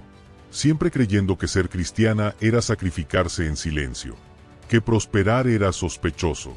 Que pensar diferente era peligroso. Hasta que su nieta, de 12 años, le hizo una pregunta que la desarmó por completo. Abuela, ¿alguna vez viviste algo que tú querías de verdad, o solo hiciste lo que los demás esperaban? Esa pregunta fue un espejo, porque en el fondo, Miriam sabía la respuesta. Había amado a Dios. Sí, pero muchas veces, había vivido para los demás. Para no ser juzgada. Para encajar. Para no salirse de la cobertura. Y sin darse cuenta, había entregado su voz, su deseo, su poder. Ese fue el contexto. Una mujer buena, leal, pero profundamente desconectada de sí misma. Y el conflicto fue brutal. Esa noche, Miriam se sentó en su sillón y escribió su vida en una hoja. A un lado, todo lo que hizo por obediencia. Al otro, todo lo que siempre quiso, pero nunca se permitió. La lista de deseos no cumplidos era más larga. Pero la lista de cosas hechas sin convicción era aún más pesada. Por primera vez, Miriam no lloró de tristeza. Lloró de claridad. Y esa fue su resolución. No con rabia, con libertad.